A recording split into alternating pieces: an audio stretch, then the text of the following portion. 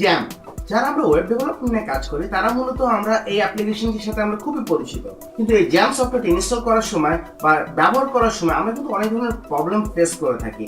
তার মধ্যে একটি বড় প্রবলেম হচ্ছে phpmyadmin এরর, বা অনেকে এটিকে ইউজার অ্যাক্সেস ডিনাইড প্রবলেম হিসেবেও অভিহিত করে থাকে। বা অনেক সময় দেখা যাচ্ছে যে এটিকে আপনারা দেখবেন এইভাবে নোটিফিকেশন দিচ্ছে mysql invalid settings, এই ধরনের একটি নোটিফিকেশন দেয়, এবং এটির কারণে কিন্তু আমরা কখনোই localhost/phpmyadmin এ কিন্তু আমরা অবশ্যই ঢুকতে পারি না। আজকে আমরা দেখব কি করে আমরা সহজেই এই ধরনের প্রবলেমগুলো ফিক্স করতে পারি এবং আমরা আমাদের phpmyadmin এ আমরা ঢুকতে পারি। ভিডিওটি শুরু করার আগে বলছি, যারা আমাদের চ্যানেলটিতে নতুন তারা অবশ্যই আমাদের চ্যানেলটিকে সাবস্ক্রাইব করতে ভুলবেন না, এবং আমাদের চ্যানেলটির পাশে যে বেল আইকনটি আছে সেটিকে প্রেস করতে ভুলবেন না, কারণ আমাদের আপলোডকৃত ভিডিওগুলো সবার আগে আপনাদের পাওয়ার জন্য। বরাবরের মতো আপনারা দেখছেন টেক টিউটর, আমি মোহাম্মদ রাফসান জানি আছি আপনাদের সাথে। চলুন শুরু করা যাক।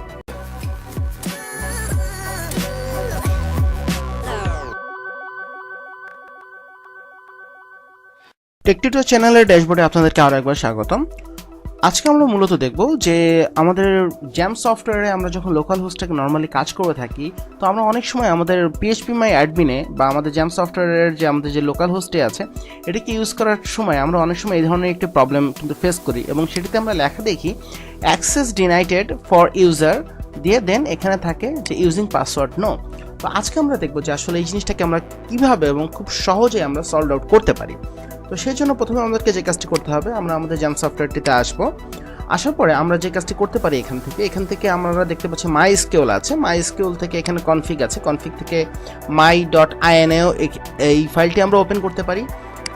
আমরা যদি ঠিক এটিকে এভাবে ঠিক ওপেন করি, আমরা ওপেন করলে আমরা দেখতে পারবো এরকম একটি উইন্ডো আমাদের সামনে আসলে ওপেন হয়ে যাবে। বাট আপনারা যদি এইভাবে না করতে চান তাহলে আপনাদেরকে যে কাজটি করতে হবে, আপনারা আপনাদের ফোল্ডারে যাবেন, ফোল্ডারে যাওয়ার পরে দেন আপনারা আপনাদের যে ড্রাইভে আপনারা ইনস্টল করেছেন আপনাদের জ্যাম্প সফটওয়্যারটি সেখানে আসবেন, সেখান থেকে আপনারা mysql দেখতে পারবেন। mysql এ আসার পরে আপনারা এখানে দেখতে পারবেন bin নামে একটি ফোল্ডার আছে, দেন আপনারা বিনে ক্লিক করবেন। বিনে ক্লিক করার পর আপনারা দেখবেন my.ini এরকম নামে একটি ফাইল আছে, এবং এটিকে আপনারা আপনাদের যে কোনো আপনাদের একটি ফেভারিট কোড এডিটরে আপনারা এটিকে ওপেন করবেন।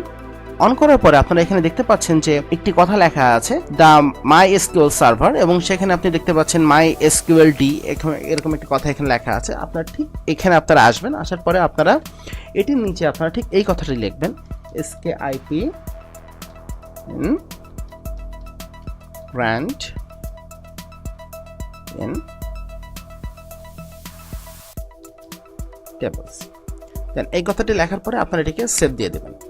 সেভ দিয়ে দেওয়ার পরে দেন আপনারা এটিকে ক্লোজ করে দিবেন। ক্লোজ করে দেওয়ার পরে এখন আমরা যে কাজটি করব, আমরা নতুন করে জ্যাম্প সফটওয়্যারটিকে আবার অন করব।